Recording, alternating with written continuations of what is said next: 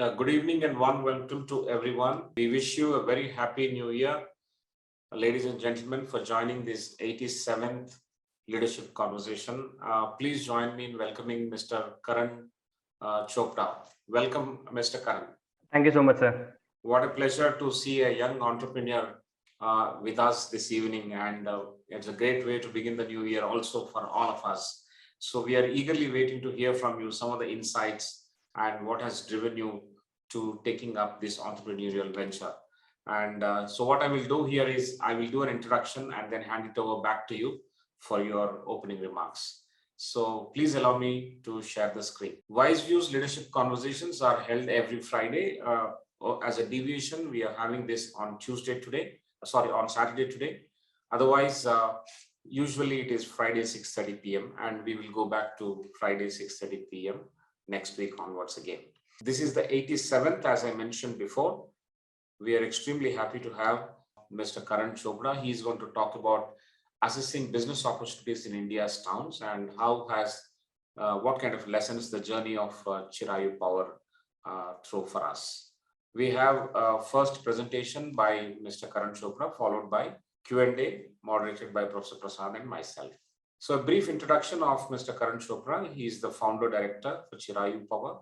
He is well versed with, although he's a renewable energy expert, he is quite well versed with AutoCAD, SketchUp, PVSys, PVSol, Solarium, multiple online and offline designing and forecasting tools. All these skills he has learned as part of his software engineer role. He is also proficient in renewable energy solution design and development. In his entrepreneurial venture, he would have picked up all these things: hybrid solutions development, structural designing, financial modeling. He founded in 2014 as Karmo Solar Solutions, which is a proprietary business with a capital of 20,000, largely self-funded, that has clocked now a turnover of close to 50 crores in 2022. In 2015, started providing solar off-grid solutions, on-grid solutions, solar thermal solutions, solar fencing solutions, solar street light solutions, solar hybrid solutions, etc.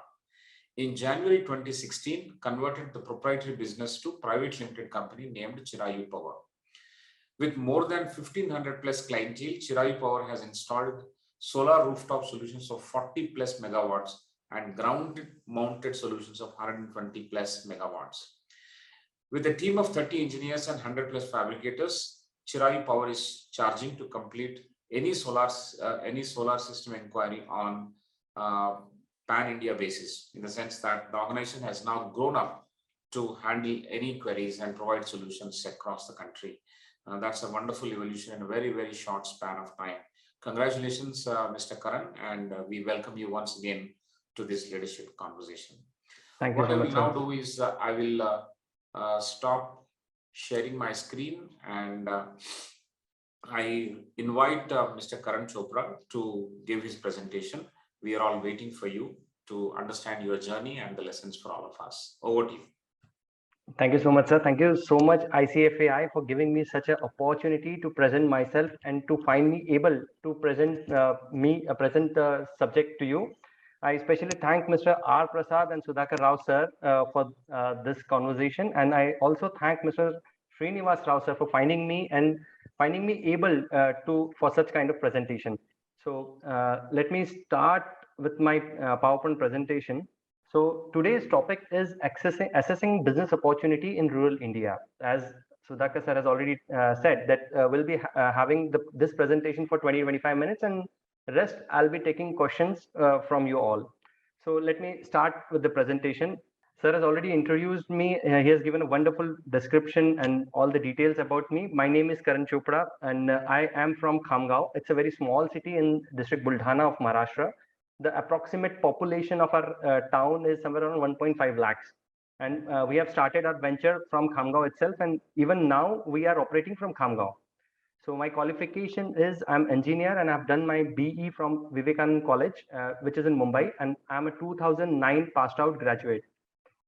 I have a 1 year of job experience with TCS. I worked there as a software programmer. And right now, I have 3 ventures. I'm working with Sri Mahavir Oil Industries as partner. I have a proprietary business with the name of Karmo Energy Solutions, and I'm a founder MD of Chirayu Power Private Limited. and all the skill sets and everything have been covered by Sudhakar Rao sir. So I'll not be covering this part. So today's presentation, I have divided the presentation into 4 different parts. In the first part, I'll be talking about the journey of Chirayu Par, and in the second part, I'll be telling you the learnings which I have learned from this entrepreneurial journey. And as a third section of this presentation, I'll be briefing about what kind of opportunities do we have in the rural India, all the business opportunities that we have in rural India. And lastly, we'll be taking a Q&A session. We'll be opening the forum for that. So let me first start with the journey of Chirayu. Excuse me. Let me start with the journey of Chirayu Power Private Limited. So it all started in 2009 when I have joined TCS. Right after joining the TCS, I knew that within a year I'll be resigning from the job. So I was very determined that I'm not made for the job, and I have to switch to be an entrepreneur. So it's a very interesting story. The day I got an appreciation letter from my MD back in TCS saying that congratulations, you have completed 1 year of your journey. I've replied him with my resignation that, sir, I'm very sorry, but I will not be able to continue on the post and I have to get back.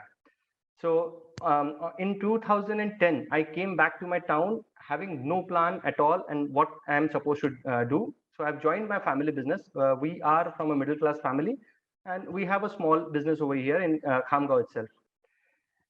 For 3 years, from 2010 to 2013, I've sort of wasted my 3 precious years. I was doing nothing. I was not even focusing on my family business. I was not taking much care of that business.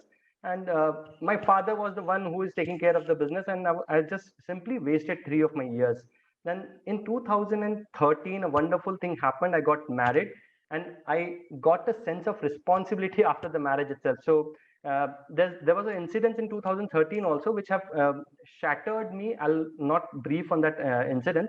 So after 2013, the real entrepreneur journey of me have started. So from 2010 to 2013, I've joined my family business. I learned developing Android web development as I was trained in that only. So initially, I had a plan to start a software company. So, but looking at the competition, I couldn't. I stopped myself from that. Then I started the LED trading business, LED as in LED lighting. In 2013, this was a very lucrative and this was a very new business. So I used to provide LED solutions to industries and all new facilities. So that was from 2010 to 2013. In 2014, I started learning about electricity. And believe me when I tell you that I knew nothing about electricity, what exactly is voltage, what is current, what is wattage, and how electricity is work. I was unaware of it, and I was very scared of the term electricity. But then I used to read in newspaper. My brother-in-law, while having a conversation with my brother-in-law, he suggested me that solar is the new thing. You can at least try your luck with the solar. Then I started learning about electricity, how solar system work, and then I founded a proprietary business with the name of Karmo Solar Solutions. In 2015, after having some knowledge about solar system and electricity, we used to provide solutions like solar water heating solutions, solar water pumping solutions, solar fencing, solar thermal solutions, and all kind of solar solutions which possible can be delivered. So I used to do everything. In 2016, we founded a private limited company with the name of Chirayu Power Private Limited for government certifications, and we were the first company in our district to be registered and recognized by Ministry of New and Renewable Energy, Government of India. So in 2016, it was the year when we started a team building activity. We hired few associates with our team, and we started growing from 2016 itself. From 2017 to 2020, for this 3 years, we focused ourselves on residential solutions, commercial and industrial solutions. We used to provide electricity generation solutions, majorly rooftop solutions to all 3 categories: residential, commercial, as well as industrial. In 2021-22, we focused ourselves on industrial solutions. So as you can see, well, we started, we had so many things in our baskets. We had a large verticals. Then we focused ourselves on only one solution, and that's the reason I guess we have grown to the level which we are right now. This is our growth in 2014-15. When we started, we hardly had any revenue. We started with a seed capital of 20,000, which was my saving from Tata Consultancy Services. We started from that, and even by date, we don't have any investor as on such, and we are self-funded company. By 2022 March, we have clocked a turnover of somewhere around 45 CR. So few of the growth elements of Chirayu Power is, the number one would be the team. We are fortunate to have a dedicated team associated with us, and this has helped us to grow. The second element would be the labor cost. Being in a town, the cost of labor is very low. As compared to tier 1 city or tier 2 city, we have a very low, at least a 30% or 35% of labor cost. So that has helped us to grow. Also, we pay very less rent for our organization. Even now, we don't have any our own property. We are on in a rented premises. We don't believe in having sort of expenses in purchasing a new premises. So we have a very low rented property as of now. Salary in town is much lower as compared to the city. So that is again an element in our growth. As we have very low overhead cost, we are able to provide cost effective solution and very cutting edge solutions to our client. So this has helped us a lot. And lastly, the skill set. So there is no there is no alternative to your skills. You have to have a great skill set if at all you want to grow. If I talk about the skill set, the only movie that come to my mind is Three Idiots. So there are a few learnings from this great movie. The first learning is, don't follow success, follow excellence, and success will ultimately follows you. The other learning from the same movie is keep learning. And this is true for every entrepreneur, every person who have made the journey or who is in the journey. He has to keep learning, and he has to be on his edge. Another point is, do what you love or love what you do. Both way around will work for you. If you love what you are doing, then definitely you will reach somewhere. And life is not a race. I mean, you please don't compare yourself with other entrepreneurs, that other entrepreneur have become a unicorn in just 5 years or 4 years, and I also want to be an entrepreneur. Ultimately, it's not about the money, it's always about the journey. And learning from my entrepreneurial journey, I'll quickly share the 11 key learnings from the journey. The first learning is never give up, and it's very true. Every entrepreneur is going to tell you that never, never, ever give up on your dreams, never give up on your startup. You have to work hard. You have to work hard for getting where you want to do.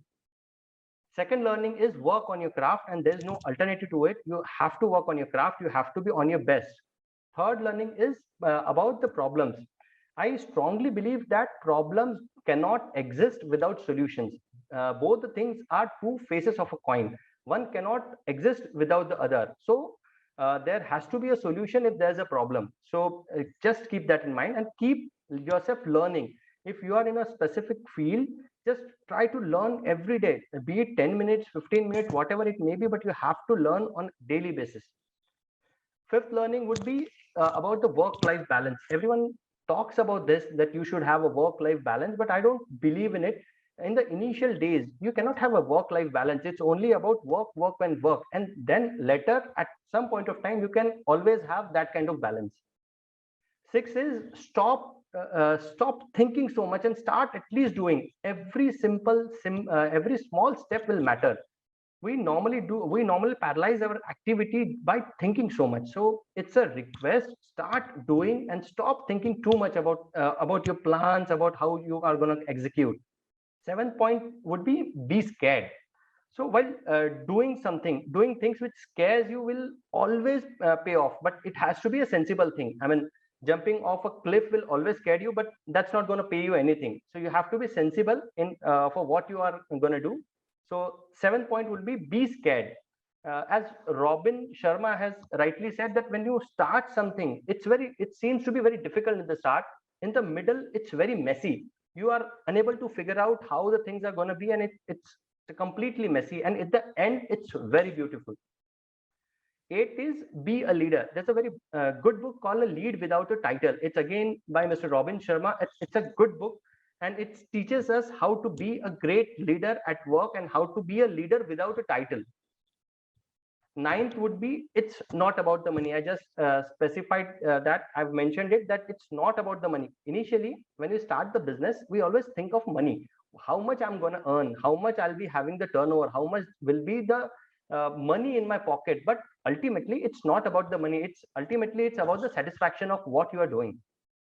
10th would be, you are not the best. You have to believe that, and you have to understand that you're not the best, but you'll always have to try to be the best in your field, and then only you'll be able to grow. And last but not the least, you have to be genuine. Even if you have a proposition, if you want to pitch to some investor, you have to be genuine.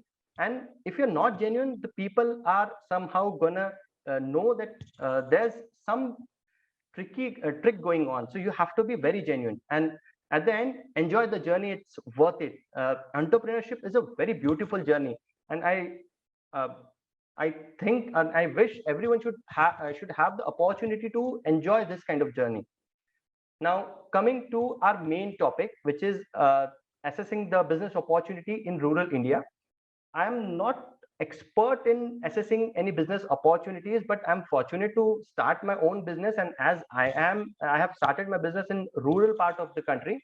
So I may bring out some points which may help you in assessing yourself, or it may help you to decide which kind of business you can have, or it may provide you some different verticals on which you can work in your near future.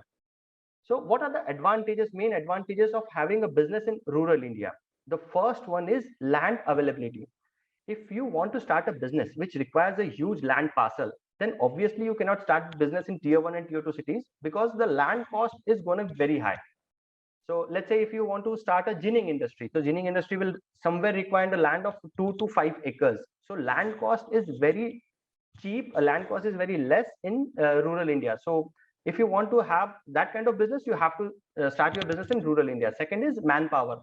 If your business requires lots of manpower, like Chirayu Power, we have more than 100 fabricators, and we are into a business which is manpower, which requires huge manpower. So for this kind of business, rural India is the best place to start your business. And the ecosystem, even in rural India, the government is providing the complete ecosystem for you to grow. And if we drill down deeply, what kind of benefits are there in the rural India? The one will be low distraction. You'll all believe me if I say that we are in the edge where there is lots and lots of distraction. So it's very difficult to focus on anything. But in rural India, it's much more easier to focus on your goal, on certain thing which you want to achieve. Second will be the people in rural India have high EQ. EQ is emotional quotient. So people in cities may have a good IQ, but people in rural area, in towns, have high EQ, emotional quotient. So they get satisfied with what they have. So it's very easy to retain someone. It's very easy to hire someone in rural India. As you'll all know that there are very low overhead costs. If you have a business in tier 3, tier 4 cities, then the overall cost of your entrepreneurial journey will be very less. Fourth will be low iteration. So this is a problem with every entrepreneur. If you hire someone, and the first thing you have to do is you have to train them. After training of 6 to 8 months, they will switch to some other company, and then you have to rehire someone again. In rural India, you'll have a low iteration rate. The main reason for that is high EQ level. So iteration level is very low in rural India. You can save a lot of time if you work in rural India. Let's say you have started a business in Hyderabad. From reaching point A to point B in Hyderabad, it will at least take somewhere around 30 minutes. But for me to reach to my office, it will take somewhere around 3 to 4 minutes. So I'm saving so much of time in traveling and in other activities. So working in rural India will definitely save a lot of time for you. Then other aspect would be loyalty. All the vendors, suppliers, laborers, employees, all the associates which you have will be much more loyal if you are there in the rural India. Loyalty is still there in tier 3, tier 4 cities. And ultimately, if you are there in rural India, and if you can work over here in rural India, then the overall cost will be very less, and your end product will be very cost effective. As you all know, India is a agri-based country. Agriculture is the main thing. 70% of our population are based somehow on the agriculture itself. As you can see on the graph, multiple states are producing different kind of agricultural commodities. Some states may produce rice, some states may produce wheat, some states may produce jawar, bajra, corn, sugarcane, or some of the things. So we are a country of 135 crores. So if you look at it, at least twice a day, this 135 crore people are going to be hungry. So if you are into agriculture business, if you are into a food processing business, you have such a huge clientele. You have such a huge client base. Forget about export. Anyways, India is exporting at a very good level. But even if you make a product for a country like India, you will be having a customer base of at least 135 crores. So it's a huge, huge number. Process it where it is grown. So let's see, I'm from Maharashtra, and I'm specifically from a belt where cotton is grown. So for our belt, the best agri-based business would be ginning, oil industry, textile industry, spinning mills, all kind of activities which are related to the cotton, just because the raw material is available in our in our state, in our kind of belt. And it's all about the demand and supply. You should know where exactly the supply is, where exactly you have to supply, and where exactly the demand is. And if you know this thing, you can have your business anywhere in the India. A few options, if you are looking at agriculture as a business, then there are a few options which I have figured out. One will be tree nursery and farming. Now, initially we used to think that farming is not that profitable business, but right now I've known so many farmers that are making ample of money, ample of turnovers, and they are doing a lot better than many of the industries. Herb farming is again one of the good business. Third would be bee farming. This is again a new kind of business. Various technocrats are going forward for this business. Fruit farming is again, you can opt for this. Fish and prawn farming. If you are if you live in coastal area, then this can be a business for you. Fish and prawn farming. Hydroponic farming is a new kind of farming. Normally, we use soil to grow our trees, our plants, but in hydroponic, we use water to grow our trees and plants. So basically, you don't require a land parcel to grow your trees, to grow all the plants. You can do it in small rooms also with the help of artificial lighting. Flower farming is one again kind of business. Organic farming, this is the new buzzword. Everyone is looking for organic food. If you are the producer of organic food, you have masses who can consume your organic food. If you can process commodities, if you want to go into agro-based industries, so few options could be textile industries. Now textile industries has huge verticals, right from oil industries, cotton ginnings, spinning mills, and everything related to the cotton, and all kind of artificial fabrics. Food processing like dal industries, sugarcane industries, and all kind of food processing. If you are from a place where potatoes are grown, so you can ultimately look into a potato chips manufacturing company. If you're from south, you can get into banana chips manufacturing company. So there are lots of options available now, right now. Industry of dairy, then industry of sugar. As I said, if you are from a belt where sugarcane is in ample, you can definitely look into this kind of business. Industry for sugar. Vegetable oil processing, industry of tea, coffee. If you somewhere from Assam, or if you want to do a business in Calcutta, so this could be a great business for you. Business of coffee, business of tea, right from production, processing, trading, multiple options are there. Industry of leather goods, industry of bamboo. Right now, India is exporting bamboos, so you can look into it. It's a very profitable business. A few of my friends are even doing the farming of bamboo right now. Industry of jute is also flourishing. We are importing our jute from countries like Bangladesh. If you can produce our jute, if we can process our jute right in India, we can have a very good business opportunity. Another business would be renewable energy, which I'm into. If I get the opportunity to speak on this subject, I think I can speak for hours or even for days. So multiple renewable energy sources are solar energy, wind energy, tidal energy, hydro energy. All these energy, to produce these kind of solution, or to have this kind of solution, you will require ample space. Let's say you want to install a 1 megawatt of solar system, so you will require somewhere around 3 to 4 acres of land. So such a huge land parcel is only available in tier 3, tier 4 cities. It's not possible in urban areas. Another option would be biogas, hybrid energy. Hybrid energy is where you have a mix of 2 or 3 generation facilities, like you have a hybrid of solar and wind energy. So that's called a hybrid energy. And green hydrogen. Green hydrogen is a hydrogen produced by using solar energy or any renewable energy, where the source is the renewable energy. If you get the hydrogen, so that's a very good, and that's a very niche field to work on. Just 2 days back, Government of India has also introduced a green hydrogen policy for India. So you can definitely work on this thing. You can also look for warehousing business, cold storage as a business. Government of India is also providing subsidies in the scale of somewhere around 55 to 60% of subsidies are available for opening your own warehouses. Even banks are giving loans at very low interest rates. So you can definitely start your own warehousing business, cold storage business.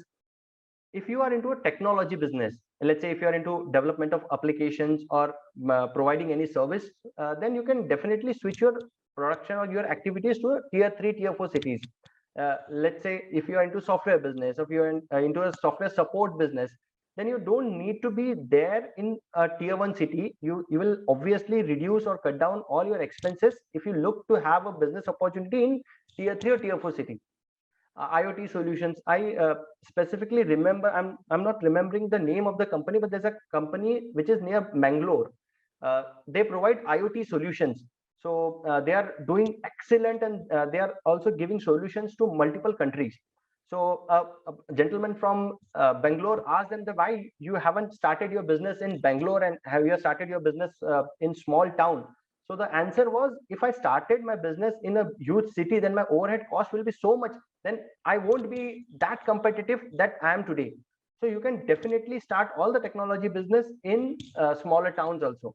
Digital marketing kind of business can also be done from a small town, because it doesn't require you to be in a tier 1 city. You can operate from anywhere in the country.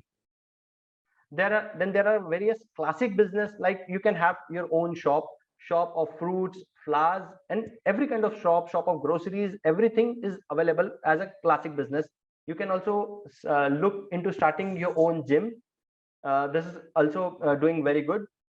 You can always start your own restaurant if you are good at making food. If you can have your own restaurant, then believe me, people are not going to stop eating. So your restaurant is going to work. And movie theater can also be a classic business. Single screen, double screen movie theaters are also working in tier 3, tier 4 cities, and they are generating good revenue. So to sum up, there's a shortage of remarkable ideas.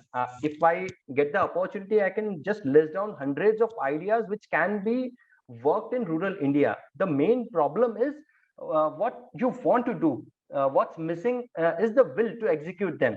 And by this, I'd like to stop my presentation. And I have completed my 20 minutes. So I think I should start taking the Q&A session. Thank you so much for having me here. Over to you, sir. Thank you so much, Mr. Karan. That's a very, very interesting and detailed talk that you have delivered. One very interesting is about the growth of Chirayu as an organization, and your transformation from a software professional to an energy solution provider. I think that's very, very interesting. And also you have listed out some of the opportunities in India's towns, how to assess the business potential, and what are the important sectors and sub-options that we have with respect to technology, with respect to agriculture, renewable energy, warehousing, classic businesses, all inclusive. I think you've given a detailed presentation on all this. It's very, very interesting. Thank you so much for doing this. I'm sure audience would have a lot of questions, and We will open the mic also to interact with you directly in the second cluster of Q&A. But for the first cluster, now I request Professor Prasad to start the Q&A. Over to you, Professor Prasad. Thank you, Professor Rao. Karan, I think, the best thing about what you've said is you represent a new generation in India where people take up entrepreneurship at a very young age. In fact, a lot of India's growth story, innovation, problem solving will revolve around young entrepreneurs. May not be traditional organizations which come in and do it. And even then, I think they are a very small percentage of the organized business growing at a normal rate, not at an extraordinary rate. But I think the big difference will come when lots of people like you will come in and start solving problems. And it gladdens the heart that you're sitting in a town in Buldana and doing all this, and you've achieved, this kind of it really warms the heart to hear that, because I think this can be done in almost every town or city or small city in India. There's no dirt of doing it. So that's the importance of you being here. I mean, it's not about, that you're a business tycoon, who has established himself for the last 40, 50 years. All that doesn't matter now. Right now, what matters is how do we solve our problems? And I think you've brought in a wonderful solution for that. So thank you very much for taking us through the journey. Thank you so much, sir. Thank you so much. I think the first question I have is about your motivation. You've listed various phases in your life. So though you said, 3 years went away, I'm sure there was some seeding happening during that time also. I mean, things build up inside. It's not always that it is seen outside. Right. So can you narrate the motivations at various stages of your early career, starting from your engineering? Sir, I'm from a Marwadi family, so I see entrepreneurs around me. All the communities and everyone over here are entrepreneurs. So that was very clear that I'm not gonna do a job. I have to start something on my own. Let it be a grocery store, let it be any small shop, let it be a shop of pan, but I have to start on my own. That was the first thing I was very clear about. Now, I was very good at making softwares, but I couldn't find a good opportunity, or I could not think of a business around that kind of thing. I was a Java developer back in TCS, so but then I have to shift back to my hometown just because I had no plans at that time. So speaking about motivation is I started very blankly in the solar industry. I was not sure if I'll be able to make it. I just wanted to give it a try. Just by taking one step after the other, I enjoyed the journey so much that I've started it as a full-time career for me. So I don't think there was a specific time when I decided, no, I have to do it in the solar itself. It's just that I didn't give up. Initially in 2014-15, when people used to say that you're not good at solar, or they don't used to entertain me, I used to go for meetings, but they didn't provided me with the schedule. Even then I didn't stop. I just taken steps one after the other, and I think that's the only reason I'm able to be there where I am right now. Excellent. I think one is your background, which has got highlighted. You come from a family where business is important. I was always curious. I mean, what is it that gets families, Marwadi families back to business? Is there some kind of insights you'd like to give us? Because some of the others also may, over a period of time, pick it up. See, if you are in normal families, when you go to, let's say, if you are in 10th, so parents will always tell you that you only have to study, you don't have to do anything else. But in Marwadi families or in Gujarati families, they will always tell you that you don't even know how to post a check.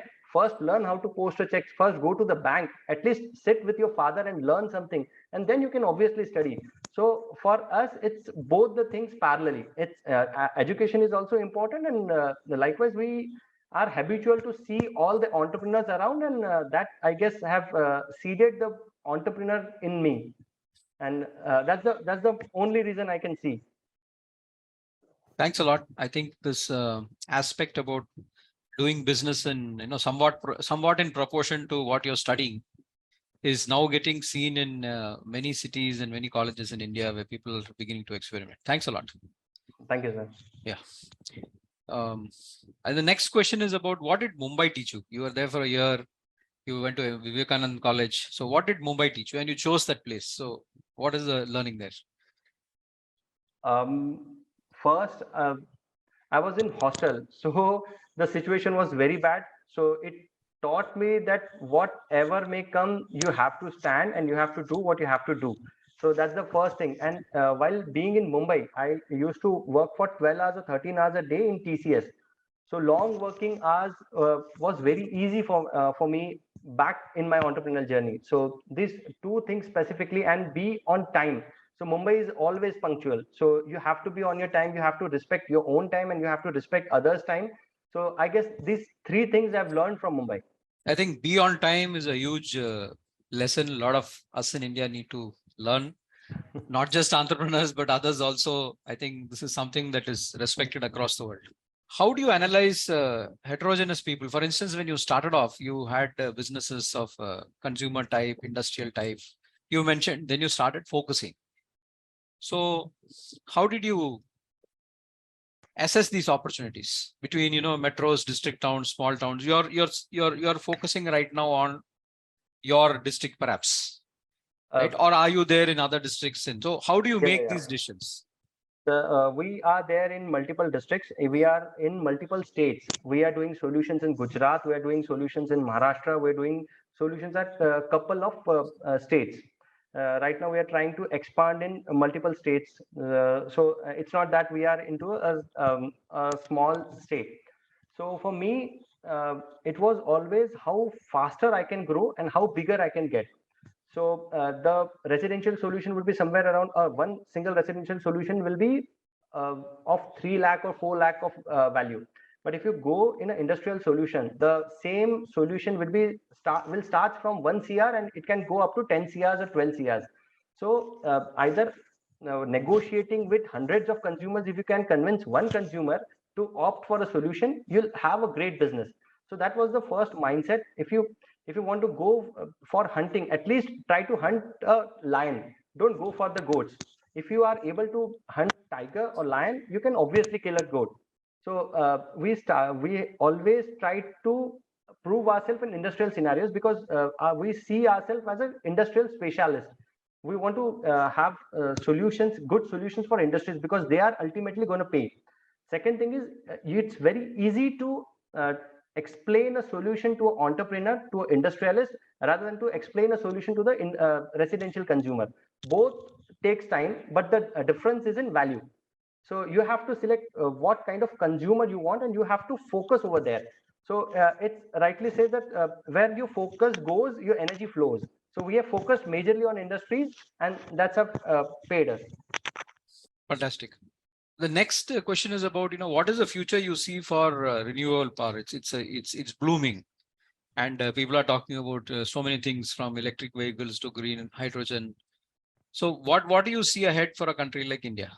Battery backup would be the future for India.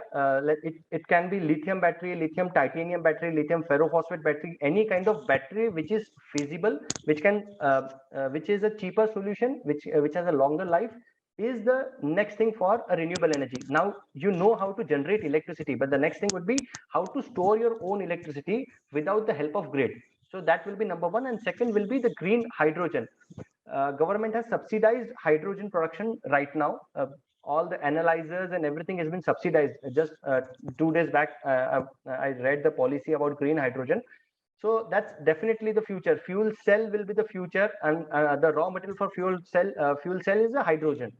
So all the aspects of hydrogen, how it is generated, transmitted, how it can be used, how energy can be generated from hydrogen, this will be the future of energy. So if anyone wants to get into renewable energy, he should better study about the hydrogen, and he should start working in the hydrogen field. Given your position, how do you compare, what you're doing now with your perhaps a future venture into hydrogen? What are the advantages, disadvantages? Right now, sorry, I didn't get you. What are the advantages, disadvantages of hydrogen or vis-a-vis the solar energy approach that you're taking now? Now the solar is much of a saturated business. So if you want to grow, you have to get into a new kind of business, and hydrogen is very new to it. And we are even learning about the hydrogens. We have started our learning again on hydrogen, how it can be generated, how it can be generated cheaper.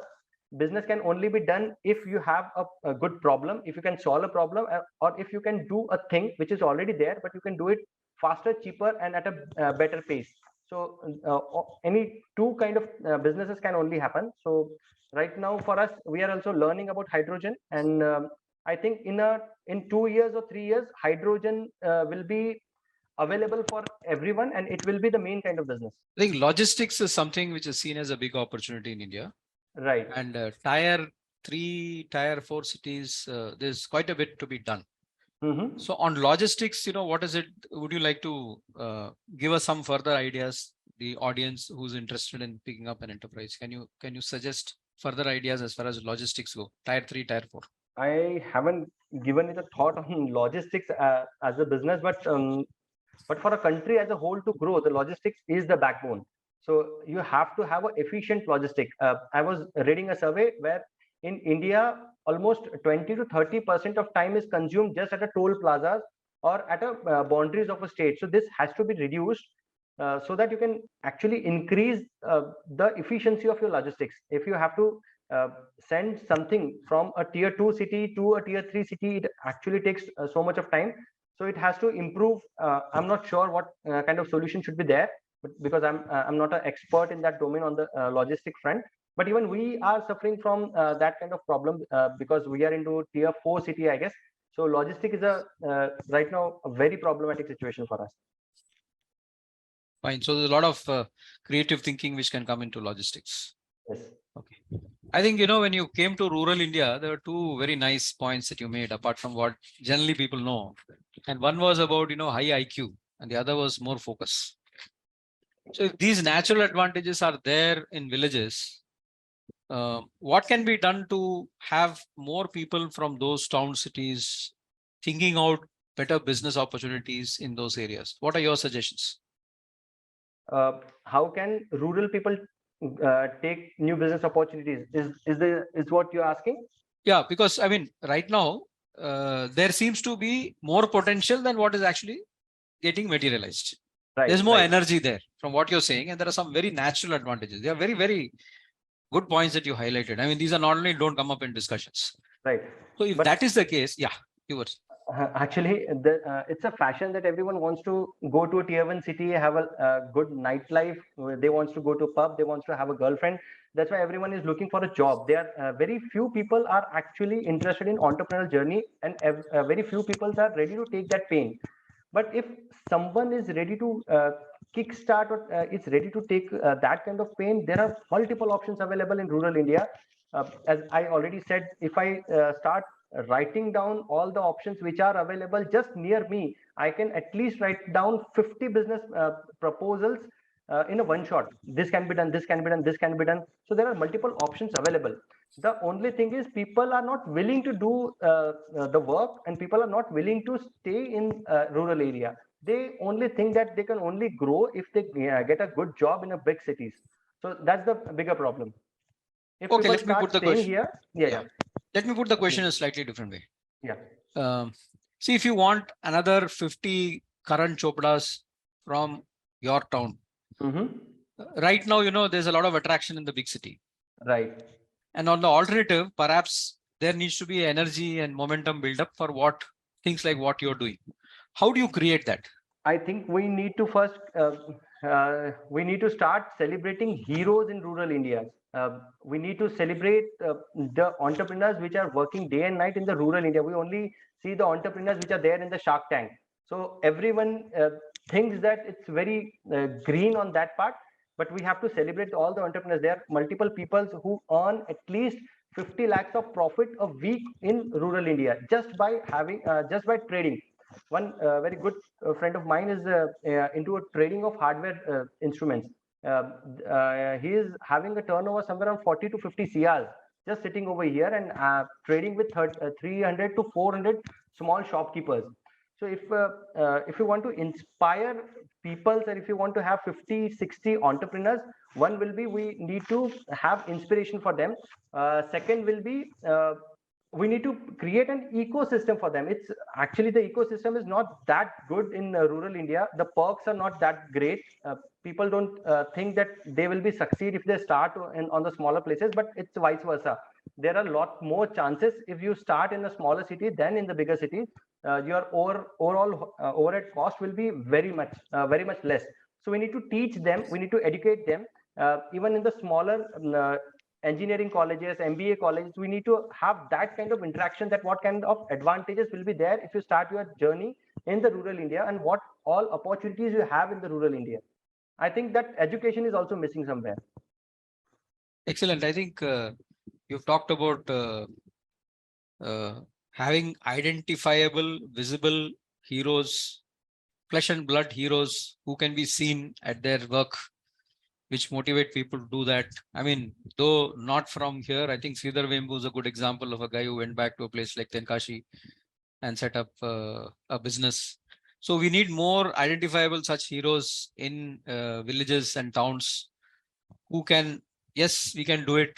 It is possible. It's been done, that kind of an effort. And of course, you mentioned about education. There has to be some infiltration into, or, kind of awareness building, capacity building in education in order to do so. And you also mentioned ecosystem. Thanks a lot. I think these are necessary, and it's a question of who's going to do it. Though, the government also has a role to play, but I think a lot of social venture options here in order to do this. Thanks a lot. I hand it back to Professor Rao for the next cluster of questions. Thank you. Thank you very much. It's a very interesting conversation, Karan. You are a symbol of entrepreneur next door.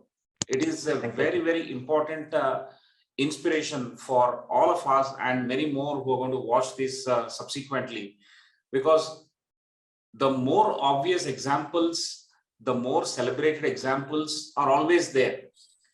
The summary and substance of our Wise Views Leadership Conversations is to find someone like you. So on this conversation platform, we will have Sridhar Vembu to Karan Chopra. I think we have all such examples who will talk about it.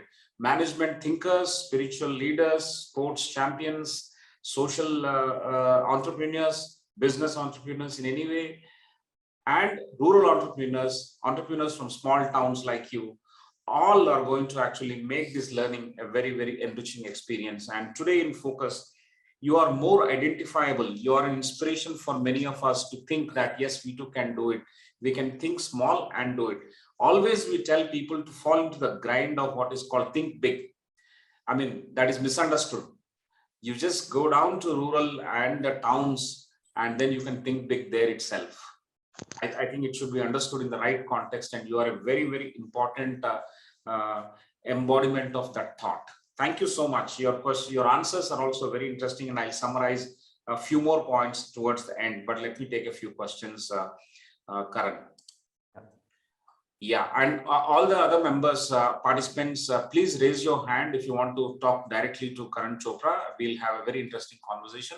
But before you raise your hands, I'll just take one or two questions.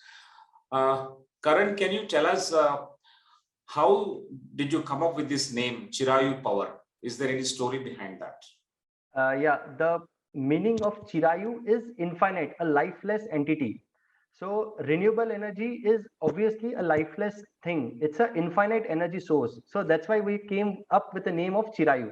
We actually searched lots of names, but it was not relevant. And I believe in a name which is coming from a Sanskrit thing. So Chirayu comes from a Sanskrit script, and it has the meaning of infinite. So it's a infinite source. That's why the name is Chirayu. There's no person in our family or nearby us who is named after Chirayu. So excellent. Did anybody help you also in finalizing this name? Did you brainstorm with a few others also? I've brainstormed majorly with my relatives that what all options can be there.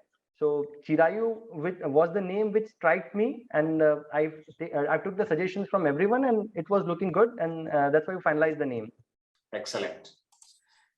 It is the second question is, it is generally said that ethics in business eventually will lead to the eventual growth in the business. But in beginning stages, for founders and small entrepreneurs in towns, how at the initial stages, how you can blend these two into the DNA of the organization. Do you have any thoughts on that? Ethics and growth.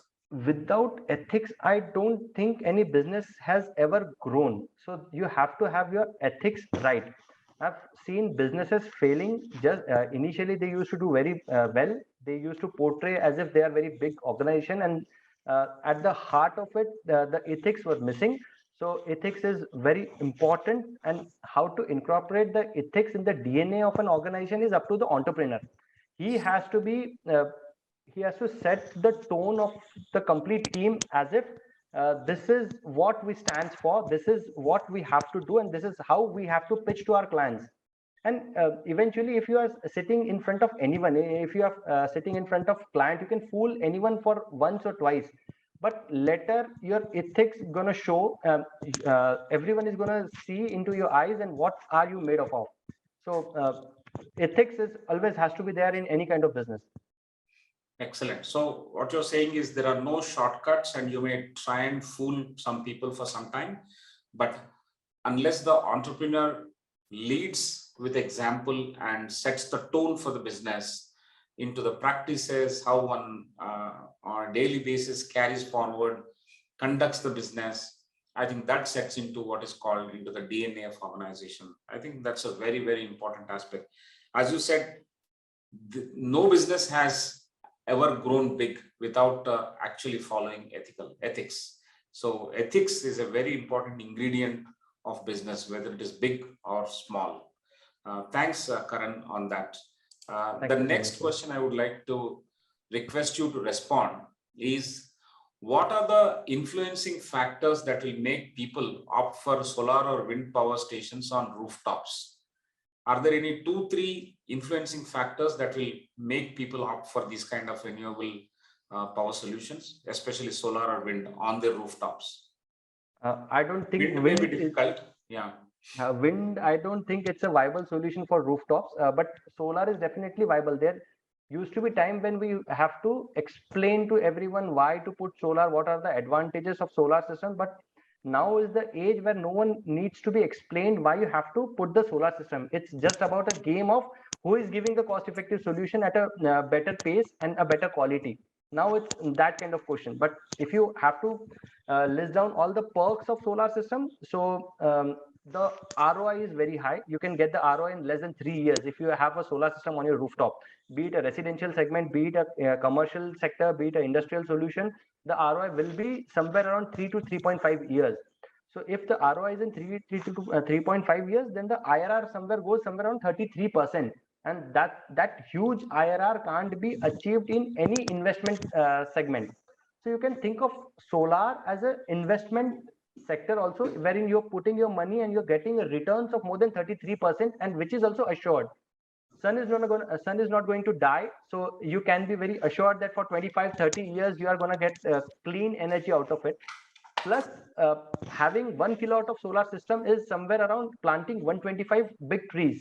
So it's a greener solution. It's a solution which is good for your pocket. It's a solution which is good for nature, and it's a total package of advantages. You can also have subsidies if you want to install a solar system on your rooftop. So government also giving 30% up to 30% of subsidies for you. So there's no point in denying that solar is profitable for you. Excellent. I think there are more reasons why one should go for solar than what in the past it used to be a difficult thing to convince people, but now with government also coming forward to offer subsidies and assured returns in this business, and on the whole it's a clean green business, and therefore there are more than enough perks for one to go for a rooftop solution, especially in solar power. So that's amazing. So what I now request is, if any of the participants would like to ask the questions directly to Karan, you can raise your hand, please. We will connect you, we'll open the mic, and we'll quickly connect you. Yes, Lakshman would like to ask a question. Over to you, Lakshman. Please raise your question. Thank you, sir. So hi, sir. And it's glad that we listen to the presentation. Sir, I have a question. There are many people in the market, like, we need to convince the people, even if the product is good to them, right? So most of the people around the world, they'll back up even it is a good product by looking at the disadvantages of that product, right? Do we have any plan to convince those kind of segment, because that segment will be more. So those kind of plans to reduce, to convince that segment. Do you have any training plans to the salespeople or to your employees to convince those kind of people and get the business increase on your end, sir? First thing is sales starts with conviction. First, you have to be convinced with your own solution that it's really profitable. And let's say if you want to sell a life insurance policy, and if you don't have your life insurance policy for yourself, you're never gonna sell any of the policies. So you have to convince for yourself that it's a great product. Second, you have to be aware that why people will go with you and not with your competitor. So there has to be the differentiating factor always with associated with you. Either you are smart, either you are knowledgeable about your product, either you will be giving good service, either you have a good clientele to prove your mettle. So you have to figure out what's the differentiating factor that you have. But first thing is you have to be convinced by your own product. Then only you will be able to sell anything. And may I know what kind of product are you asking for? I mean, what kind of product is there which is very difficult to sell? It's not difficult to sell, sir. Solar. I'm talking about the solar. Okay. So there's lots of competition, I guess. That's the only thing is there. But you always have to pitch for the best in class product. If you are in solar, you must be knowing the SolarEdge technology, which is very expensive. Let's say a 1 kilowatt of solar systems comes somewhere around 60,000 and the SolarEdge will come somewhere around 90,000. So we only sell the product which is of 90,000 and we convince the people about its advantages. See, cheap people are always going to fight for if someone is giving at 50,000, let me give it at 49,000. So don't get in that trap. You always have your own standards, what you're going to do, and you just have to stick to what standards you always have. And please, if you are into solar, always opt for a better technology. Give a technological advantage to your client, and your client will always opt for you. Excellent, sir. Thanks for the answer. Thank you. Excellent. That's a very good reply. And I think if we touch Karan anytime in the midnight, also he will come up with 4 or 5 very good suggestions on solar power. Definitely, sir. You're a rich resource. That's my bread and butter, sir. Thank you so much. May your suggestions be Chirayu always. Thank you so much, sir. In the meantime, is there any other question that the audience would like to raise? We'll do that. Otherwise, I'll request Professor Prasad if he has any question, and then we'll come back to summarize. A lot of people want to start something. I mean, they have it in there, but there's fear also of money, capital. Okay. Now, you come from a Marwadi family. You have done a business. How do you manage your risk? Are there any tips you'd like to give? If you get a funding, now getting funding or getting funded is very easy nowadays. But if you got a funding, don't just have the wings to fly. Don't just increase your overhead expenses. Just reduce those expenses in first 2 or 3 years. First, build a solid base for yourself, and then you can obviously have your own premises and you can spend whatever you want to do. So the reducing overhead cost will be one. Second is you should have a great team. So I guess your question is there are various difficulties while starting the business, right? Yes. See, starting anything new, be it business, be it anything, it will be difficult. Anything when you start, it has to be difficult. Rocket uses its 90% of fuel in 10% of the initial journey. So it has to be difficult. That's why it's not for everyone. If it's not difficult, then everyone would have done it. So it will be difficult. You have to believe that it's difficult, but you also have to believe that it's doable. It's not impossible. But if you start taking steps and don't paralyze yourself just by thinking, oh, it is going to be difficult, then it's difficult and it's impossible. You have to take steps. You have to just see few steps. What I have to take today. You don't have to have a 5 years goal, 10 years goal. What am I going to do after 10 years? What I'm going after 5 years? You just have to you just have a plan of one day, what I'm going to do today and how my today is better than yesterday. If you have that kind of answer, that's sufficient for you. I think that gives a clear operational point to a lot of people. This 1 day plan versus a 5 day plan. Going ahead, I'm just adding on to the question. Somewhere it was mentioned that you started with a funding of a few tens of thousands, which is from 20,000. your so for 20,000 from your own pocket. Now, how have you managed this exercise in your journey to your current turnover? See, in solar industries, we get advances from the customer itself. So if I have 10 customers and if I get advances from 10 customers, so I can definitely execute one solution. I'll execute one solution, I'll get paid for that solution, then I'll execute second solution, and that's how I initially I managed. Then I have approached bank because we had turnovers, we proved our solutions, then we approached bank, then we had CC account from them, and now we are we are at a stable phase. But starting, you can be funded by your family members. You can take few loans from your friends to just start off. You can always opt for banks. Now banks are giving a loan up to 2 CRs without any mortgage. So anyone, if you have a great plan, the bank is willing to fund you. They are there just to fund you only. But you should have a plan. You should have a conviction that you can do it, and you should have a prototype that this is how it can be done. And getting funded is not that difficult on today's date. You can easily get funded. I think you've given many more reasons why we should pursue solar in terms of working capital management also. Right, but the same model can be applied to many other businesses. Okay, yeah, excellent. I think many of the points that you've said can be extrapolated, pivoted into other businesses with some thought and creativity. Thank you so much. I think in this, I have a last question. You have mentioned twice. I mean, recently also you mentioned about the team in your presentation. Also, you mentioned the team. So when you come to a tier 3, tier 4 kind of a town city, what do you mean by a team which is different from that which is there in a big city? So if you get team at a big city, so they already know multiple things. They are good at writing emails. They are good at languages. So that part is sorted with them. But if you gonna have a team at a tier 3, tier 4 city, so you have to start everything from the scratch. You have to train them like a small baby. You have to teach them everything. You have to give them notes for everything, how to stand in front of a customer, how to talk in front of customer, how to even hand over your visiting card. You have to train them like that. But once you give the training to them, they will stick to it. They will believe in your vision and they will follow you, and they will be with you for entire life journey. So it's very important to have that kind of team who is there with you, who can understand your vision. Then only there's an alignment, and then only you can grow.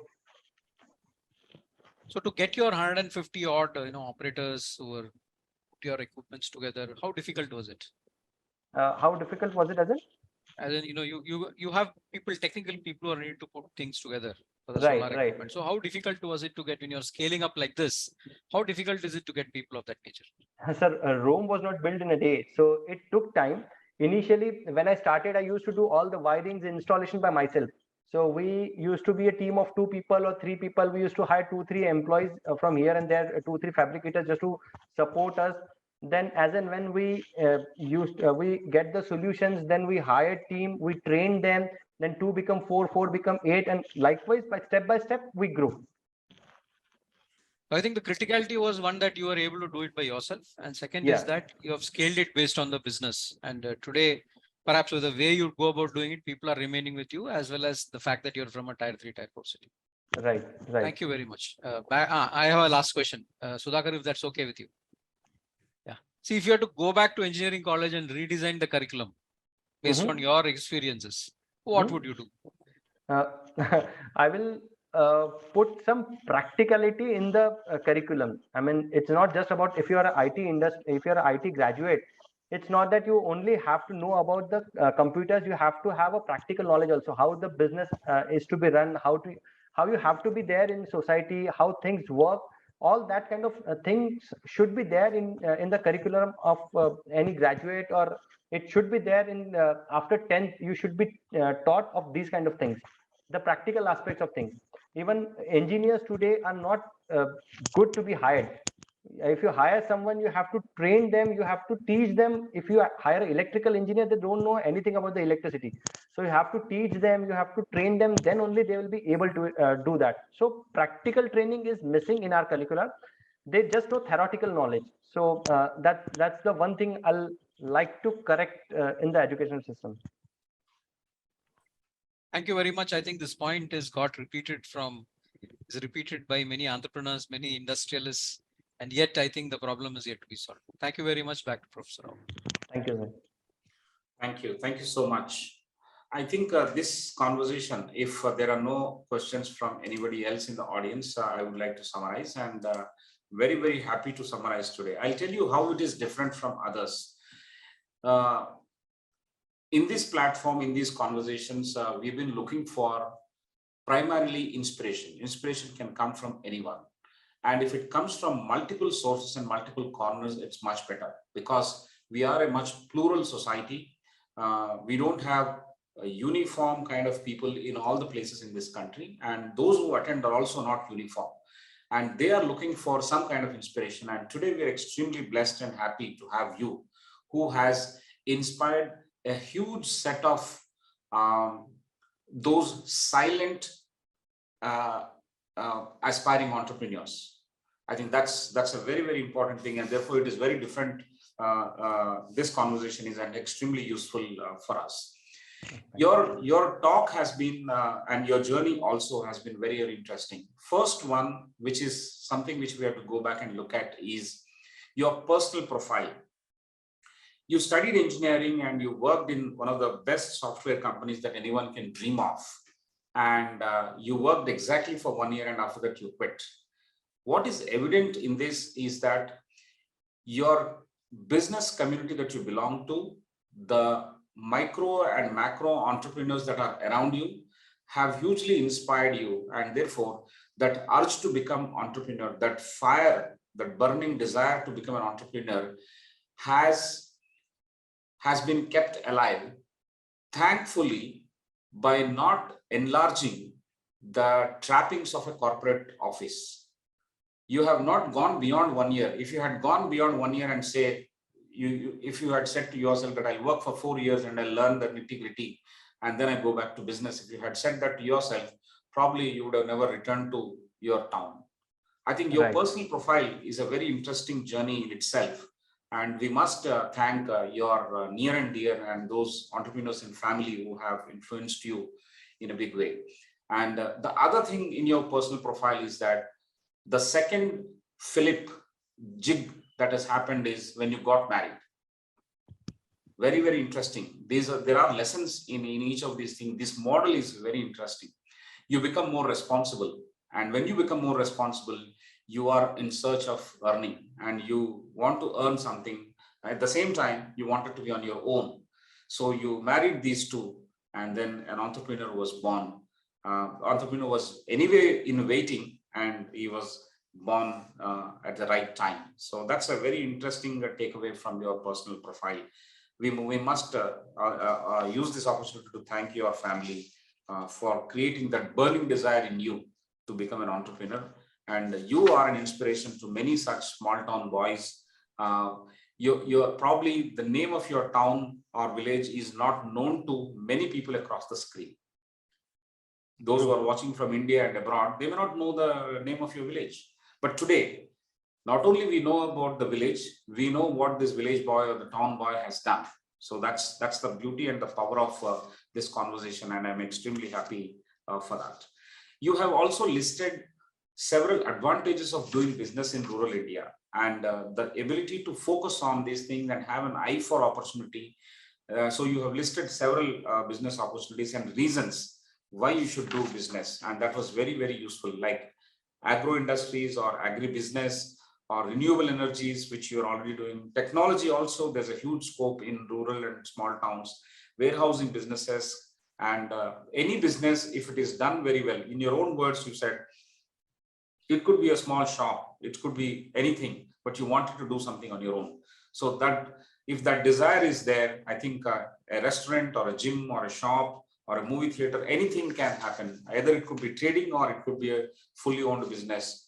but one can begin there with so many advantages and opportunities lying in it. So to summarize your thoughts, there is no shortage of ideas in small towns of this country. What is missing is the will to execute those ideas.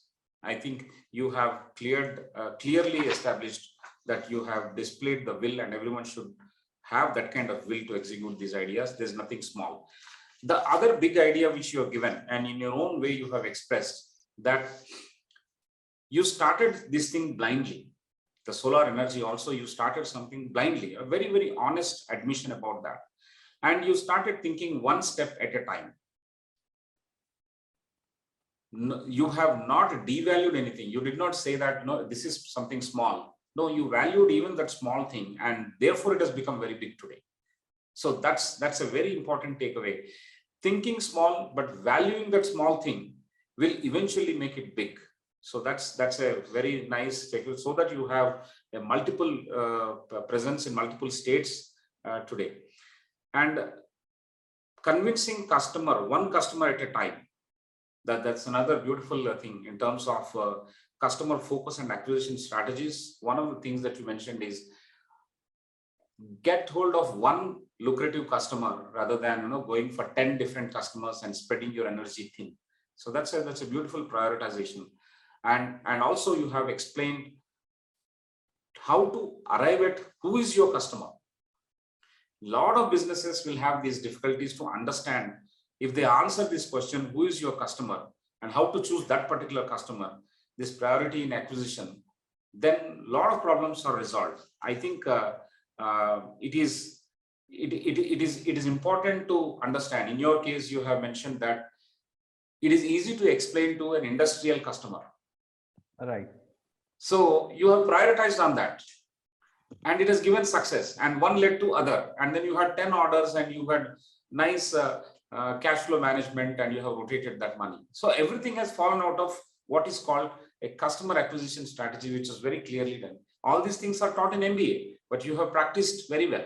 So it reinforces the fact that we need to have right things up in our mind at the right time, and then nothing is small, and we need to value every single step and have that conviction to convince the customer. Very, very interesting thing. Now, the other takeaway that you have given is that when you are in a college or a school, or even in engineering college or MBA, in your examination paper, they give you 10 questions and you have to answer, say, 6 or 7 questions. Okay. But in real life, in entrepreneurship or in work, you will focus on one, and very sharply focus on one, and you get deep dive into it. Like the way you have started knowing about electricity. You didn't even study that probably. No. But in business, you were sharply focused on that and understood. And now you know that the engineers who are, say, electrical engineers, they don't know anything about the practicality of it. You mentioned it, probably you were trying to recruit them. Right. They knew theory, but they didn't know anything about it. But businesses teach us, or entrepreneurship teaches us, how to focus and deep dive into one single area that you have to do. And it is way different from the kind of theoretical questions that we answered in our exam papers during our education. So that's a very important takeaway from your practice that we have picked up. Very, very nice. The pitch that you are given for why solar, how to differentiate your own business from others, all these are excellent. It is both theory as well as practical. It is both like textbook as well as a direct leaf out of your own journey. And these reasons and the learnings and the future of solar, that is, storage is going to be the key, and green hydrogen is going to be the future, is a very, very important to just top it up. These are the important aspects that you have very nicely mentioned. Now, logistics, you had a comment on logistics, and logistics is very, very important. And although there are multiple phases of logistics, logistics is not just the transport alone, but there are value-added logistics also involved. And I think if it can cut down the costs, cut down the time, and if we can devise and identify some of those methods of beating the maze of logistics, definitely the profit will be higher in the business that you actually do. In today's time and age, if cost of conducting the business is reduced to the extent possible, then obviously your profit goes up. So the lesson is that we need to focus on that and take steps to look for it. The other message that you have given is that we should be ready to take pains, and if you're ready to take pains, you should go rural. As you also were very joyously mentioning, readily you have some 50 business proposals which can do extremely well in the towns around you or wherever you are around you, which means there are so many opportunities. So definitely why rural has been addressed thoroughly. And another thing about how we can make sure that more and more people can go to rural, or more and more people can look for these opportunities in towns, is the fact that we need to celebrate these small heroes. Today we are celebrating you, a small town boy doing extremely big. This is the purpose we are celebrating. A lot of engineering colleges, a lot of management schools, they talk about the topmost salary of say 1 crore rupees or less than that, and they tom that package, because that's not going to be the package for everyone. We need to actually celebrate success stories like this, like the way some colleges do. That's also not correct. Like the way industry responds only to Shark Tanks is also not correct. I think we need to celebrate small time the heroes from the rural India, and that will inspire a lot of things. I think in future we will have something specially focused on non-metro entrepreneurs. It need not be social entrepreneurs, but small business entrepreneurs from non-metros. We can focus on it because ICFI's universities most of them are in non-metros. We are in Himachal Pradesh, Baddi, we are in Dehradun, we are in Ranchi, Raipur, we are in Gangtok, we are in Shillong, we are in Aizawl, we are in Agartala, we are in Dimapur. So we are in small towns as well. I think we need to take this example and create a network and an aspirational system where entrepreneurs come from all these regions. They go back and develop their own regions, and we celebrate them. Then I think the society will place a greater value on these heroes. Very, very important suggestion that you have given. And it is not any less lucrative. The example that you have given is that someone is having a profit of 50 lakhs per week in rural just by trading. Even if it is a turnover, it's a huge money. Even if it is not a profit, but near turnover also, it's a huge money.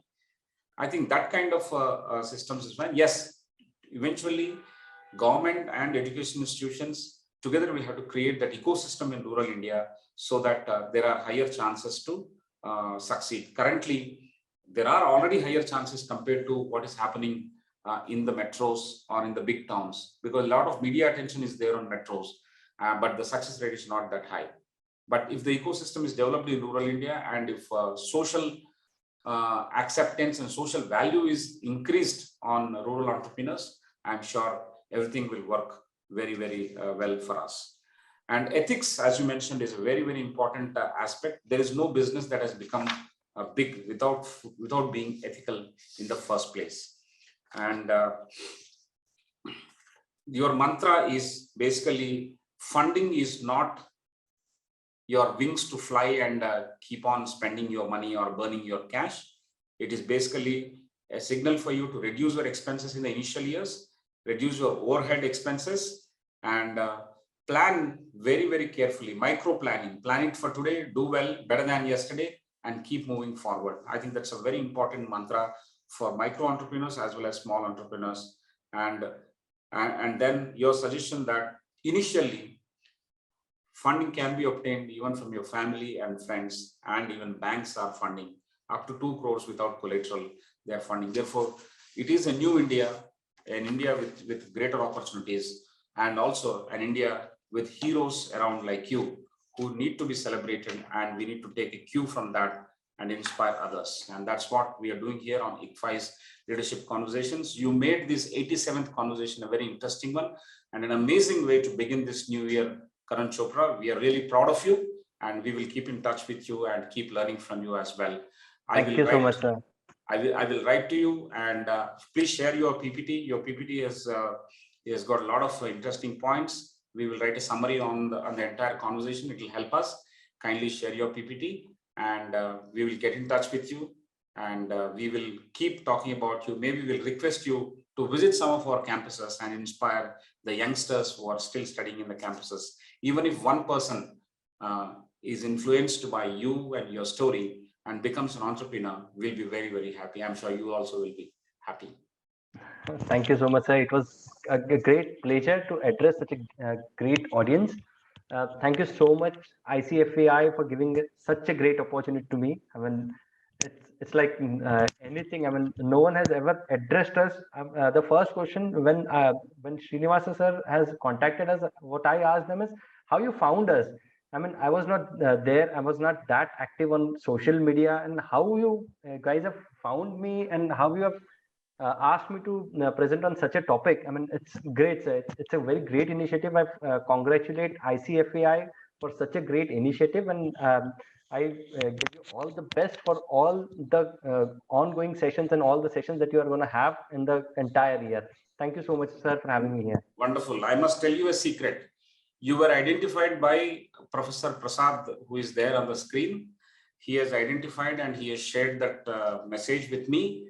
And then I requested Mr. Srinivas Rao to find out where you are. So he very easily found you out and he started talking to you over the last few weeks. So that's the story. So I want to thank Professor Prasad as well as Mr. Y. Srinivas Rao for building up this connect. And today it has materialized and we are extremely happy for both of you and for three of you, for all of you. Thank you so much, sir. Great. So ladies and gentlemen, this was a fantastic conversation. We'll see you next week, this time on Friday at 6:30 p.m. on 13th of January with yet another leader. We would love to learn and get inspired by that leader on Friday, 6:30 p.m. next. Till then, keep reeling under the newness of the new year, keep celebrating, but also get into knowing a little more about Chirayu Power and many more leaders like this. We need to find this growing India and make it very, very useful in nation building. And I'm sure the first time people who have joined today will continue to join every week, and we will definitely send mails and messages to you, and we will get you back for every single conversation we are having on Fridays. So see you all the time, every time. Till then, take good care and thank you very much.